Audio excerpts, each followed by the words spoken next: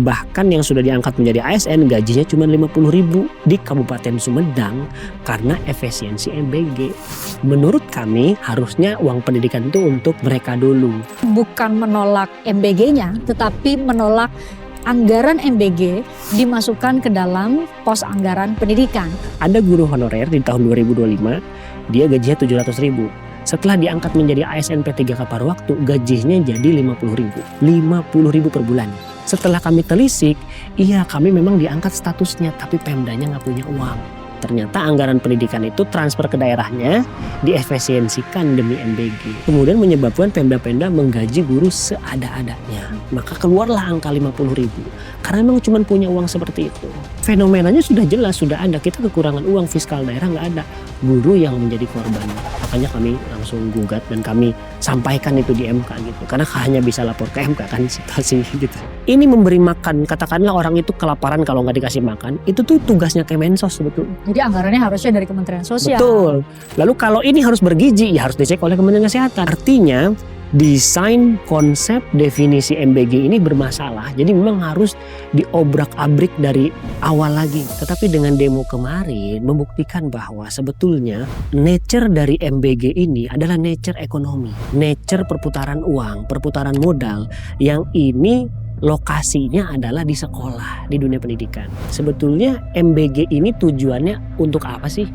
Meningkatkan kompetensi, kecerdasan, IQ, lalu juga human capital index dan lain sebagainya. Pertanyaan kami, untuk menciptakan tujuan-tujuan tersebut, apakah dengan penambahan gizi bisa langsung cerdas, bisa langsung pintar? Itu kami tanyakan di MK. Setelah dia makan yang bergizi, maka dia belajar yang bergizi. Tapi anggaran belajar bergizi dikurangi, ini menjadi paradok. Artinya dengan mengurangi anggaran pendidikan, itu justru membuat MBG ini tidak akan mencapai tujuannya. Saat Anda memperjuangkan ini dan jadi bagian dari judicial review ini, Anda sendiri bukankah itu akan menambah beban Anda selain sebagai pengajar sehari-hari, kemudian harus berjuang bolak-balik ke Mahkamah Konstitusi? Kalau saya ditanya harus memilih, saya pengen kembali ke barak. Saya ingin kembali ke sekolah, mengajar sebagaimana guru pada umumnya. Tapi ternyata kita di kelas saja, kita diganggu. Tunjangan kita dikurangi, lalu ada program A, program B, teman-teman kita bermasalah. Ibaratnya kita harus keluar dari gorong-gorong nih kan. Ternyata guru tidak hanya bisa mengajar di dalam kelas, tapi ada kalanya ketika mendapatkan kebijakan yang tidak baik dari pemerintah, kita juga perlu mendidik pemerintah.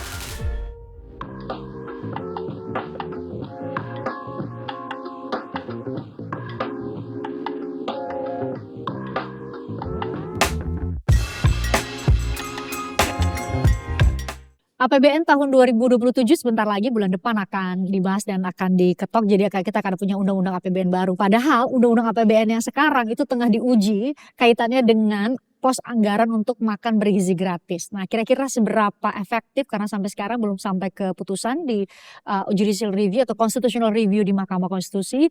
Lantas bagaimana dampaknya? Saya sudah bersama dengan Mas Iman Zanatul Hairi. Mas Iman ini dari P2G, Persatuan Pendidikan dan Guru. Perhimpunan Pendidikan dan Guru.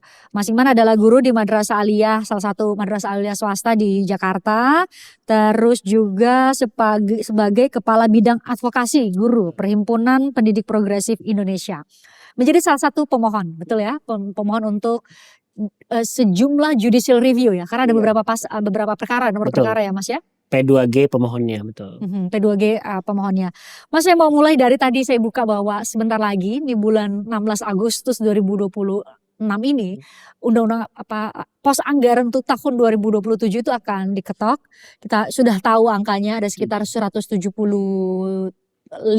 atau 173, sekian triliun. Yang kalau secara kasat mata sih sepertinya berkurang drastis dari 300-an triliun, Mas. Itu menurut Anda sudah cukup mengakomodir sebenarnya apa yang mau diperjuangkan melalui judicial review atau ada bacaan lain? Iya, pada prinsipnya pemohon ya P2G dan guru honorer yang menggugat, karena saya di sini bersaksi kan sebagai saksi. Kita ini kan yang bermohon, begitupun saya yang bersaksi ini kan prinsip utamanya kami nggak mau MBG pakai anggaran pendidikan. Karena 20% anggaran pendidikan itu belum menyelesaikan masalah utama di pendidikan atau yang disampaikan oleh para ahli yang dihadirkan oleh penggugat atau pemohon, bahkan ahli yang dihadirkan oleh pemerintah itu pun sebetulnya membenarkan bahwa komponen pendidikan yang utama, yaitu yang terdiri dari 8 standar pendidikan, sarana prasarana, pendidik dan tenaga pendidik atau guru, dan juga biaya-biaya lain, sekolah gratis dan lain sebagainya, itu harus terpenuhi dulu sebelum ngomongin MBG. Jadi kalau di angka 173 triliun, menurut kami itu sepertinya masih menggunakan anggaran pendidikan. Karena di 2026 MBG ini kan 335 triliun, diambil dari pendidikan itu 223 atau 60%-nya. Kalau berkurang menjadi 173, kemungkinan itu masih pakai anggaran pendidikan. Berarti pemerintah dan Balik ya seperti masih belum peka terhadap gugatan kami. Nah itu mau saya clearkan. Berarti kan posisi dari P2G termasuk juga para guru honorer itu bukan menolak MBG-nya, tetapi menolak anggaran MBG dimasukkan ke dalam pos anggaran pendidikan. Betul. Karena mengurangi kualitas dan kuantitas semua pelayanan yang dibutuhkan di pendidikan itu sendiri. Betul. Kenapa Mas? Pertama, anggaran pendidikan kita itu masih kurang dan masih belum efektif untuk digunakan untuk membiayai pendidikan. Misalkan contoh, sebelum ada gugatan kami itu ada gugatan sekolah gratis. Dalam gugatan sekolah gratis, hitung-hitungan penggugatnya itu dibutuhkan 100 sampai 200 triliun untuk menggratiskan SD, SMP, negeri dan swasta. Nah, itu tidak terakomodir sehingga kemudian muncullah anak-anak yang tidak sekolah yang jumlahnya 4 juta. Ini yang 4 juta belum terurus, anggarannya langsung diambil oleh MBG. Lalu guru-guru itu yang tidak sejahtera itu masih banyak. Guru itu jenisnya ada banyak. Yang di sekolah negeri guru PNS, yang di sekolah swasta guru tetap swasta, itu aman. Tapi ada yang di bawah-bawah ini, yang guru-guru P3K, perjanjian kerja, ASN tapi kontrak lah kira-kira gitu. Lalu ada yang dikontrak tapi separuh waktu. Ada juga yang honorer. Ini belum terbiayai dengan baik. Bahkan yang sudah diangkat menjadi ASN gajinya cuma 50.000 di Kabupaten Sumedang karena efisiensi MBG. Menurut kami harusnya uang pendidikan itu untuk mereka dulu sebelum untuk proyek MBG yang dikorupsi Pak Dadan kira-kira gitu. Diduga demikian gitu ya. Anda melakukan karena dalam saya bisa baca salah satu keterangan karena Anda sebagai saksi di dalam salah satu permohonan ini Anda melakukan menghimpun 239 pengaduan guru dari berbagai daerah ya melalui kanal pengaduan konstitusional. Ini kalau saya baca ada banyak sekali, ada 92 pengaduan meningkatnya beban kerja guru, kemudian ada 88 berkurangnya jam mengajar karena tugas di luar pembelajaran, 80 pengaduan penghasilan yang tidak lagi mencukupi. Ini masalah klasik yang sering sekali banyak sekali viral dan masyarakat sudah sangat tahu ya mengenai masalah ini, dan 65 pengaduan mengenai keterlambatan pembayaran gaji atau honor. Ini gara-gara ada transfer dari pusat ke daerah juga ada pengurangan ya Mas. 60 pengaduan kurangnya fasilitas pendidikan, 52 pengaduan ada tunjangan profesi guru yang terlambat atau tidak dibayarkan. Kemudian ada 45 pengaduan mengenai berkurangnya kesempatan diangkat menjadi P3K. Itu yang Anda himpun dan Anda sampaikan di muka persidangan saat Anda dihadirkan sebagai saksi dalam uji materi ini gitu ya. Betul. Jadi sebenarnya awal gugatan ini yang pertama adalah kita terdampak dulu. Jadi akhir tahun 2025 setelah APBN 2026 diketok, tiba-tiba guru-guru di daerah tuh melapor satu persatu. Kok saya katanya akan dirumahkan, status ibu apa P3K. Padahal P3K itu ASN yang lumayan oke lah. Kok dia malah dipecat gitu. Terus tiba-tiba ada pengangkatan P3K paruh waktu yang ketika dibuka gajinya, jadi dulunya dia guru honorer yang digajinya mungkin 700.000, setelah diangkat gaji jadi 50.000 gitu. Jadi malah turun. Jadi saya ulang lagi ya, ada guru honorer di tahun 2025 dia gajinya 700.000. Setelah diangkat menjadi ASN P3K paruh waktu gajinya jadi 50.000. 50.000 per bulan. Jadi 139.000. Itu fenomena yang aneh. Harusnya peningkatan status dan peningkatan gaji. Setelah kami telisik, iya kami memang diangkat statusnya tapi Pemdanya nggak punya uang. Baru kemudian kami menemukan hubungan. Ternyata anggaran pendidikan itu transfer ke daerahnya diefisiensikan demi MBG. Maka dari situ kami kira wah ini kayaknya kalau begini kayak daerah lain juga ada lah kira-kira gitu. Makanya kami buka kanal pengaduan. Ketika kami cek ada pola yang sama.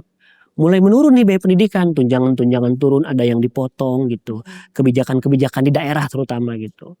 Bahkan sebetulnya kementerian-kementerian urusan pendidikan pun mengalami drop. Kementerian urusan pendidikan itu cuma 56 triliun.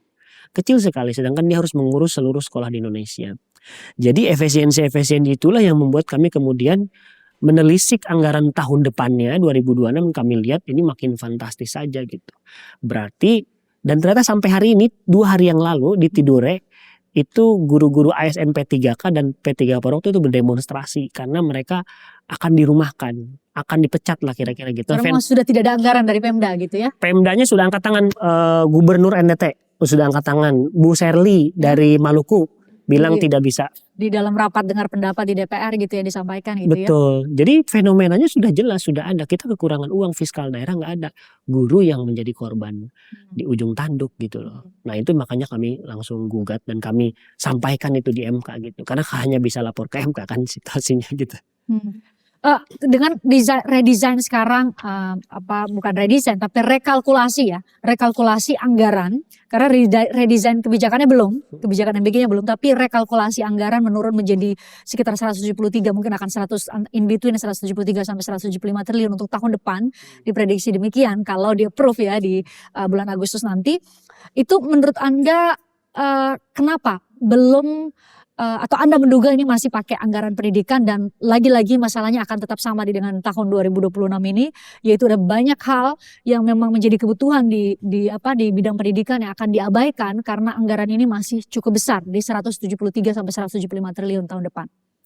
Iya, anggaran di tahun ini kan 335 kan, turun menjadi 173 itu berarti kan turun setengahnya. Ketika kami menggugat ke MK, kami menghadirkan saksi. Salah satu saksi mengatakan bahwa jika MBG sasarannya adalah benar-benar untuk anak yang kekurangan gizi atau anak-anak yang stunting, maka hanya dibutuhkan anggaran 80 triliun. 80 triliun itu kalau dibandingkan dengan 173 kan lebih daripada 2 kali lipat gitu. Ketika DPR ya terutama Banggar mengumumkan bahwa sudah dihitung yang akan diketok palu itu 173 triliun, berarti ini tidak ada penjelasan secara pedagogisnya. Fungsi pendidikannya nggak ada. Karena apa? Dari sisi pendidikan kami menghitung bahwa yang membutuhkan itu tidak banyak.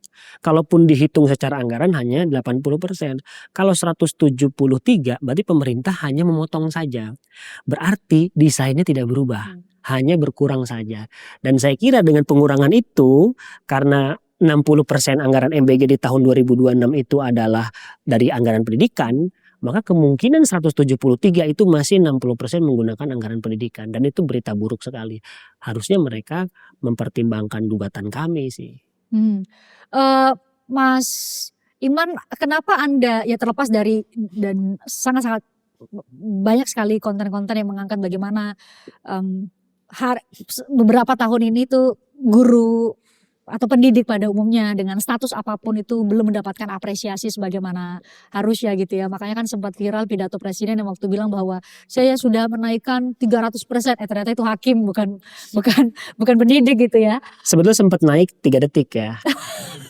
3 detik lumayan seneng gitu sebenarnya. Tapi ternyata itu pranknya ya, prank tidak begitu. Tapi menurut Anda kacamata lain coba kita lihat penggunaan anggaran pendidikan untuk gizi yang dikelola oleh Badan Gizi Nasional apakah juga sudah tepat sasaran? Karena kita tahu belakangan ada kasus hukum yang menjerat 3 petinggi BGN itu sendiri gitu. Jadi apakah Anda punya kajian yang mungkin disampaikan oleh saksi atau mungkin Anda sendiri di muka sidang untuk bisa memperkuat atau mendorong Mahkamah Konstitusi sebenarnya segera melakukan atau memberikan putusan ya supaya bisa langsung berlaku untuk Undang-Undang APBN 2027? Yang pertama adalah kita lihat desainnya dulu. MBG ini definisinya apa? Karena sampai hari ini sejak awal ada MBG dia tidak menghadirkan naskah akademik. Kajian. Ya, kajiannya MBG ini. Karena sejujurnya secara substansi ketika negara memberikan gizi langsung kepada anak kita, mana kita tolak, itu jelas bagus. Itu adalah program yang bagus. Negara yang peduli terhadap anak-anaknya itu ngasih makan langsung. Tentu kami tidak mungkin bisa menolak itu karena itu hal yang bagus.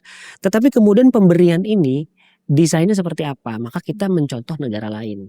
Disampaikan oleh saksi pemerintah waktu sidang kemarin bahwa Indonesia ini MBG meniru Amerika Serikat, Italia, Perancis, Finlandia, Norwegia, India, Cina, Brazil. Nah, ketika ditanya kemudian pakai anggaran apa? Beberapa negara di antara tersebut pakai anggaran pendidikan. Lalu tanya lagi oleh hakim, kalau dia pakai anggaran pendidikan, apakah konstitusi negara-negara tersebut mengunci bahwa anggaran pendidikan sekurang-kurang 20%? Tidak bisa menjawab ahli pemerintah, bahkan dia bilang tidak ada. Artinya konstitusinya itu beda. Itu yang pertama. Yang kedua kemudian ketika MBG ini dibuat, di dunia kita menyebutnya school meals. Kita cari yang ideal, school meals di Jepang dan Korea. Sekolahnya itu punya pantry, tempat makan, dan makanannya itu fresh. Bahkan sayurannya dipotong di sekolah dengan konsep dapur sekolah. Dan itu sudah kita sampaikan sejak tahun 2024. Ketika MBG akan dilaksanakan, kami katakan bahwa ini harus dapur sekolah, bahwa ini tidak boleh mengganggu pembelajaran. Desain arsitektur sekolahnya itu harus cocok dengan distribusi makanan MBG, tapi itu tidak diindahkan. Artinya desain konsep definisi MBG ini bermasalah. Jadi memang harus diobrak-abrik dari awal lagi gitu. Redesign kebijakannya ya. Redesign juga gitu. Jadi karena akhirnya menimbulkan masalah. Jadi ini bukan implementasinya yang masalah, tetapi konsepnya juga bermasalah. Kenapa konsepnya harus dibetulkan? Karena dengan konsepnya dibetulkan, sasarannya akan tepat. Kalau dia school meals, sasarannya anak sekolah. Tapi anak sekolah yang mana? Di Jepang itu orang tua ikut bayar juga. Atau hari ini di sekolah-sekolah Jakarta sudah ada semacam MBG yang itu orang tua yang mengeluarkan uang gitu.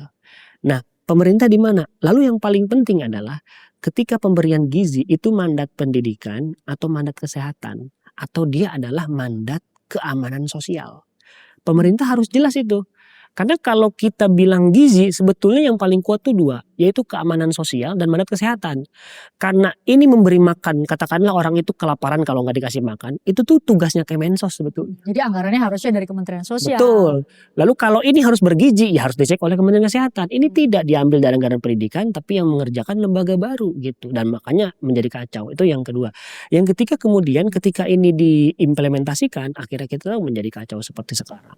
Bahkan ternyata faktanya belakangan kita mengetahui bahwa ada dugaan tindak pidana korupsi di situ yang akhirnya kan kita lihat bahwa dalam tataran implementasi kebijakan ini harus melibatkan sektor swasta, para pengusaha dengan jumlah yang sangat besar, bahkan netizen bisa lihat yang demo pada saat ada kasus hukum di BGN adalah para pengusaha gitu karena takut nggak dibayar. Artinya menurut Anda apakah memang kacamata yang digunakan oleh pemerintah ketika diklaim ini adalah salah satu program prioritas dari pemerintahan Presiden Prabowo bersama dengan Mas Gibran Raka Buming Raka. Kacamata apa yang dilihat? Karena kan memang kita harus menyampaikan juga bahwa narasi yang disampaikan oleh program-program pemerintah adalah ini untuk bisa meningkatkan ibaratnya menggunakan kata software gitu ya. Anak-anak kita harus disiapkan, softwarenya harus bagus dalam menerima semua hal yang disampaikan gitu, termasuk kurikulum apapun itu gitu. Sedangkan yang Anda bicarakan tadi mengenai kualitas guru, sekolah dan lain itu adalah hardware-nya.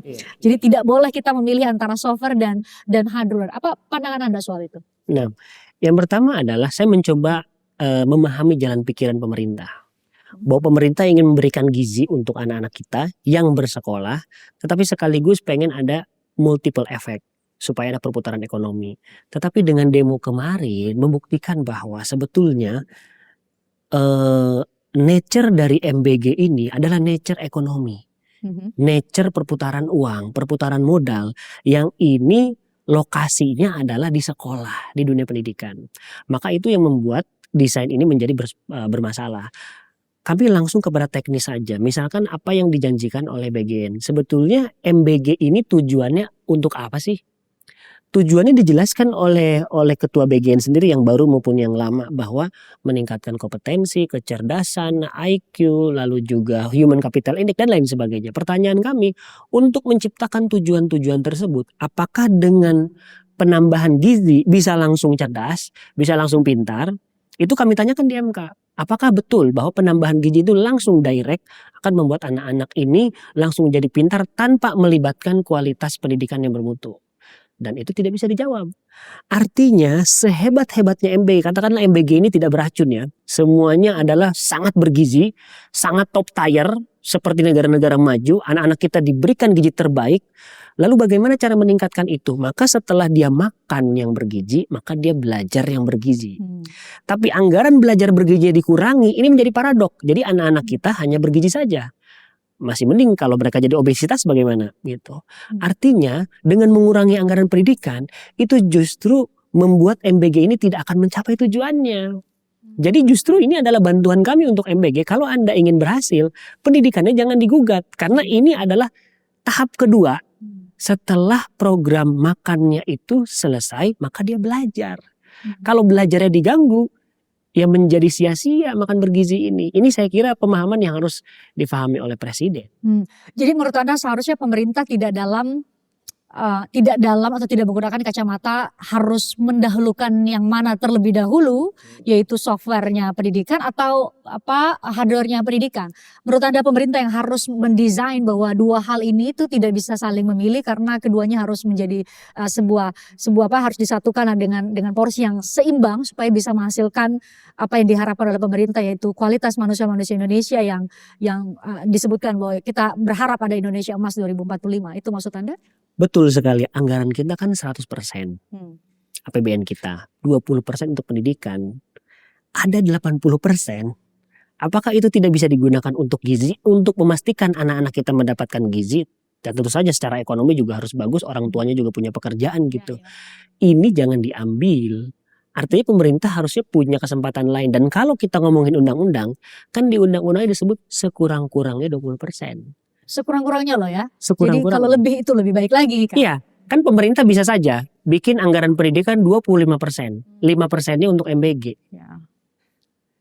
Solusi itu ada banyak sudah kita sampaikan, tapi pemerintah selalu membuat jawaban yang seperti tadi, malah dikurangi, bukan desain ulang. Padahal kami ini ingin anak-anak kita bergizi dan juga pintar gitu loh.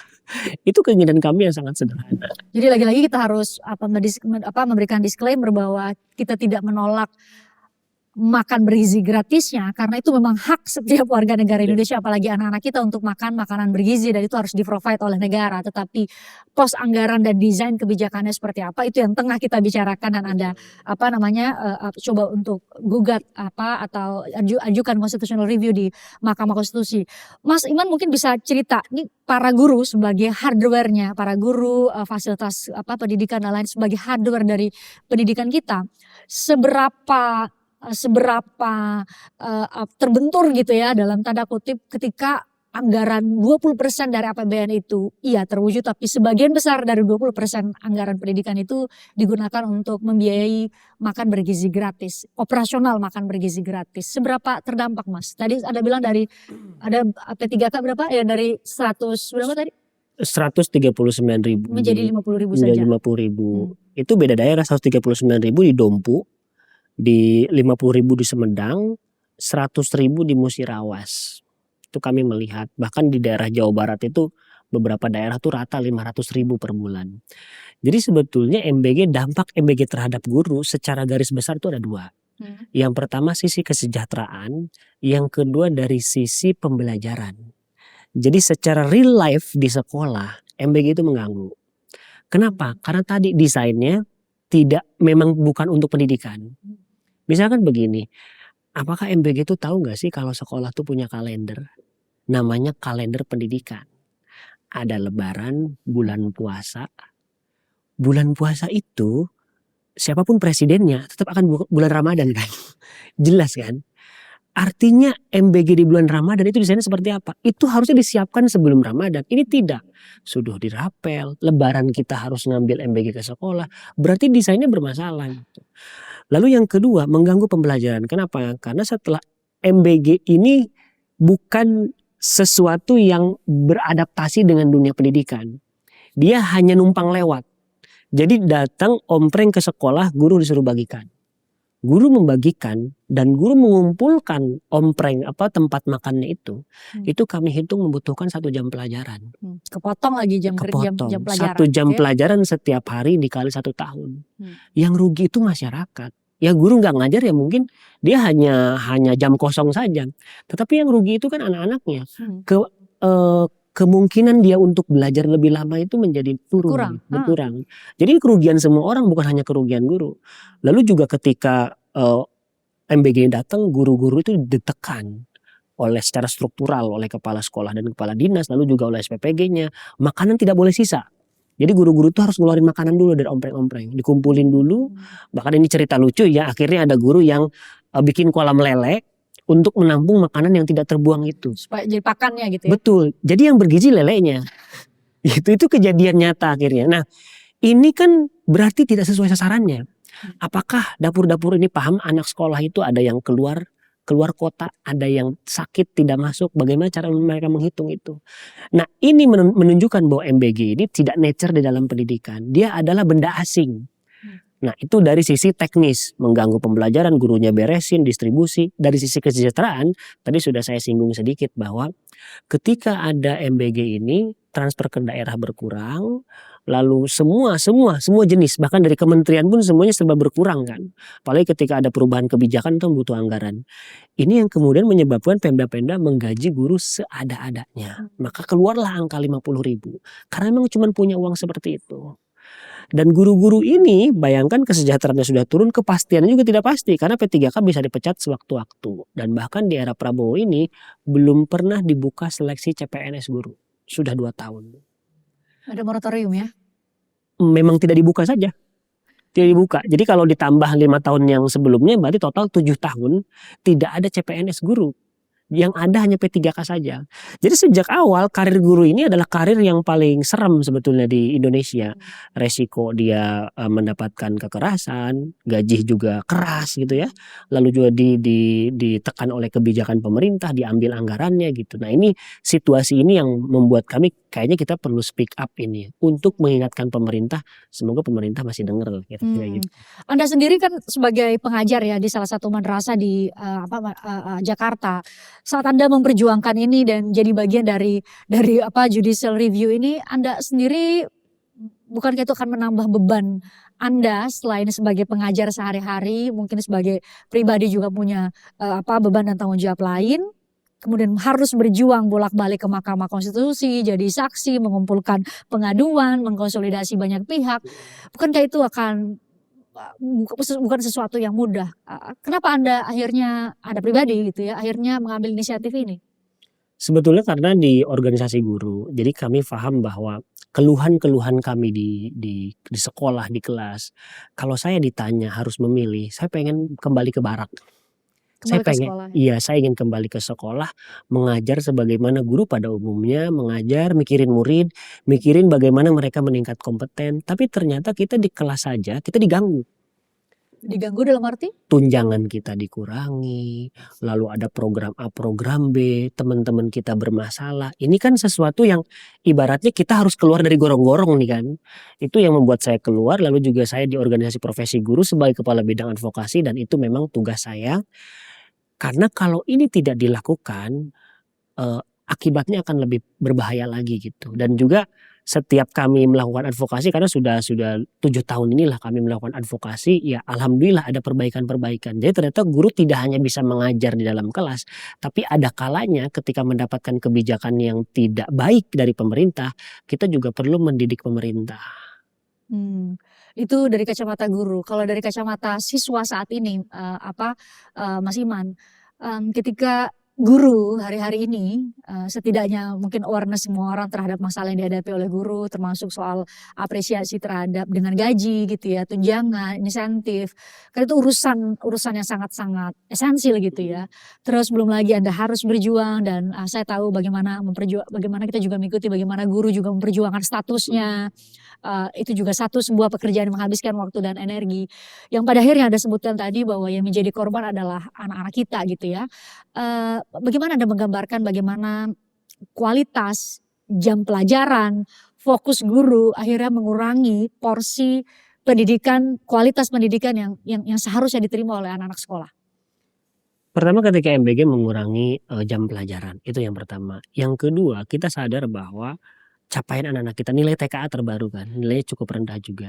Ini kita membuat kita mawas diri bahwa guru juga harus berbenah. Kita harus meningkatkan kompetensi kita karena gangguan-gangguan tadi. Tapi kami berpikir begini, mungkin suatu saat guru tidak akan lagi protes kepada pemerintah. Mungkin pemerintah yang akan menuntut guru setelah gurunya sejahtera. Tapi kalau gurunya gajinya 300.000, betapa kejinya pemerintah kalau masih menuntut lebih banyak terhadap guru, yang bahkan itu adalah gaji yang tidak mungkin bisa mengganti seseorang yang hadir tiap hari di sekolah. Jadi untuk biaya kehadiran saja negara nggak sanggup membayar. Menurut kami, ketika jaminan kesejahteraan guru itu sudah terjamin, mungkin nanti masyarakat, orang tua, dan negara akan menuntut guru. Kamu sudah kami penuhi loh, kok kamu nggak kompeten gitu. Dengan guru yang kompeten, saya hitung ya, betapa ini menjadi kerugian bersama ketika pemerintah abai terhadap kompetensi guru. Karena kompetensi guru ini menyebabkan murid-muridnya juga tidak kompeten kan. Saya contohkan, ada namanya World Literacy Forum. Dalam World Literacy Forum itu ada 2 dokumen yang menghitung kerugian setiap negara kalau masyarakatnya illiterate, kurang terliterasi lah, atau miskin literasi. Di beberapa negara, salah satunya Indonesia, kalau Indonesia tetap illiterasi, apa itu literasi? Tidak bisa membaca obat ketika membeli, tidak bisa ketipu ketika bikin perjanjian dan lain Hitung sebagainya. gitu ya. Iya, yang basic-basic lah, ingin cepat kaya gitu ya dengan dukun dan lain, tidak terliterasi lah kira-kira gitu. Social cost itu digabung, kalau digabung di Indonesia itu kerugiannya bisa sampai 200 triliun per tahun. Kerugian yang diakibatkan masyarakat karena masyarakat tidak terliterasi dengan baik. Belum lagi literasi digital kan. Nah, kalau negara tidak fokus terhadap peningkatan literasi ini, saya kira kita akan rugi terus. Dan kebetulan nominalnya hampir mirip dengan nominal yang diambil dari MBG. Jadi bagaimana cara literasi numerasi itu meningkat? Ya tingkatkan kualitas pembelajarannya. Bagaimana kualitas pembelajaran ini bisa meningkat? Ya pastikan gurunya sejahtera. Dan saya kira itu pertalian yang sangat masuk akal yang bisa dilakukan oleh pemerintah. Bagaimana dengan fasilitas-fasilitas sekolah, Mas? Setelah MBG, pos anggaran pendidikan juga mayoritas untuk MBG. Tapi untuk MBG kebetulan kalau untuk fasilitas sekolah kami apresiasi karena 2 tahun ini revitalisasi besar-besaran. Jadi pemerintah ini memberikan anggaran ke sekolah-sekolah untuk membangun sekolah. Itu kami apresiasi. Banyak sekolah-sekolah yang dibangun tapi masih belum sesuai target. Tapi itu ada. Yang mungkin kami persoalkan kayak pengiriman TV itu ya gitu ya. Pengiriman TV tapi gurunya nggak dilatih gitu misalkan. Siapa yang mau mengoperasikan gitu ya. Iya. Bahkan kami sudah pernah mengatakan hati-hati jangan sampai jadi kerombok jilid 2. Karena bagaimana mungkin ada guru gajinya 300.000 di sekolahnya ada TV harga puluhan juta. Lebih mahal TV-nya daripada gurunya gitu. Nah, kami sebetulnya sebagai organisasi guru tuh sangat negotiable sebetulnya. Ketika pemerintah bisa memberikan kesejahteraan guru, mungkin kita bisa bareng-bareng loh mengerjakan ini. Karena kan pendidikan bukan hanya pemerintah tapi juga masyarakat dan juga guru gitu kira-kira. Dan kami harap pemerintah harus sadar gitu. Kalau kami sudah ke MK, sebetulnya sudah terpojok kita itu. Udah upaya terakhir yang bisa dilakukan gitu ya.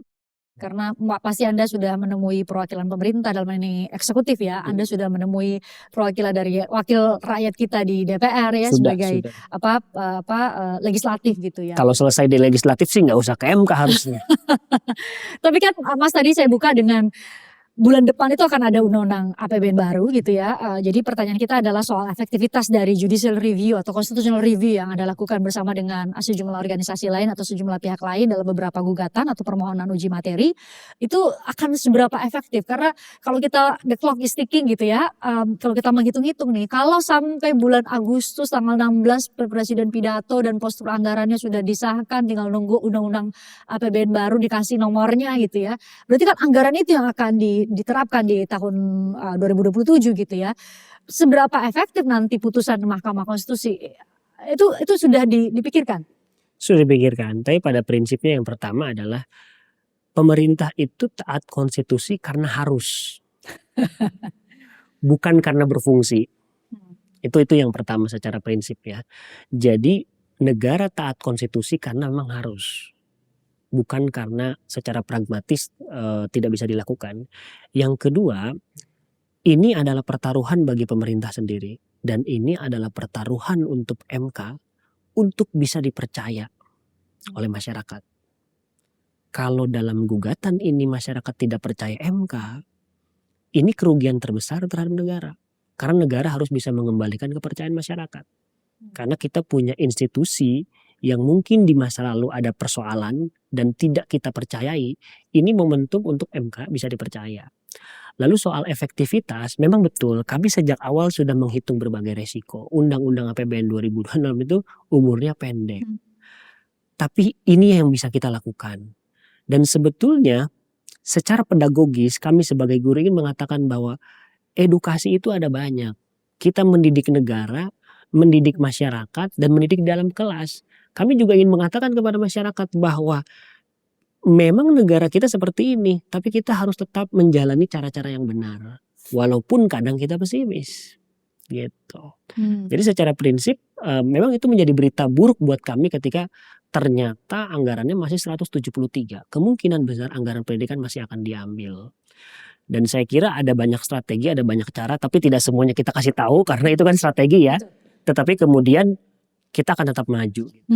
Tapi berarti Anda sebenarnya bersama dengan para pemohon lain berharap bahwa benar-benar anggaran MBG ini atau anggaran ya betul makan bergizi gratis itu dikeluarkan sepenuhnya dari pos anggaran pendidikan dan itu diletakkan antara pilihannya itu di Kementerian Sosial atau di kesehatan yang paling relevan. Fungsi kesehatan dan fungsi kesejahteraan sosial. Kalau kementeriannya bisa banyak kan. Ya, yang terkait dengan itu. Betul. Tapi tidak dimasuk ke dalam anggaran pendidikan. Itu sebenarnya apa permohonan yang diajukan ke Mahkamah Konstitusi gitu. Ya? Betul, poinnya itu. Tapi walaupun saya tidak mau bilang atau tidak mau menyebarkan pesimisme, tapi belajar dari begitu banyak pengalaman kita mengenai bagaimana putusan-putusan Mahkamah Konstitusi kemudian tidak diterapkan oleh legislatif maupun eksekutif kita dengan alih-alih merevisi undang-undang yang ada atau aturan yang ada sesuai dengan putusan Mahkamah Konstitusi tapi dibuat aturan baru dan memang kebetulan kalau undang-undang APBN kan setiap tahun dibuat. Itu bagaimana? Betul, kami menghadapi rasa pesimis tapi kalau kami perhatikan BGN ini mencoba menyesuaikan diri dengan kemungkinan putusan MK. Misal disebut bahwa kami hanya akan fokus 3T, masih ingat kan? Ya. Dikatakan oleh ketua BGN. Esdayang ya? Betul, mengatakan. Lalu kemudian mengatakan ini akan fokus daerah tertentu. Ini tidak akan melibatkan jumlah SPPG akan dikurangi dan lain sebagainya. Artinya apa yang kami lakukan punya efek. Walaupun kecil gitu ya. Walaupun tidak substantif. Tapi kebetulan saya guru sejarah. Jadi kalau dalam sejarah itu yang penting itu bukan soal berhasil atau gagal. Tetapi kita harus ada di sisi yang benar dalam sejarah. Saya kira itu sih poinnya. Mas Iman terima kasih ya sudah hadir. Kita kami media mungkin hanya bisa membantu dan berkontribusi untuk bisa memberitakan dan meningkatkan literasi pengetahuan semua orang untuk bagaimana membaca dan memahami sudut pandang dari para guru karena bagaimanapun guru adalah bagian dari ekosistem pendidikan. Kita sepakat soal itu dan rasa-rasanya semua orang sudah tahu bagaimana nasib para guru kita yang dulu ada lagunya sih pahlawan tanpa tanda jasa gitu tapi bukan berarti tanpa digaji ya. Iya sih ya. Mas Iman thank you ya, nanti kita update lagi moga-moga sebelum Agustus 2026 ini artinya bulan depan ya sudah ada putusan dari Mahkamah Konstitusi dan kemudian bisa diakomodir di Undang-Undang APBN baru. Thank you ya, sehat selalu buat Anda, salam buat guru-guru lainnya ya. Thank you, terima kasih, sehat selalu ya.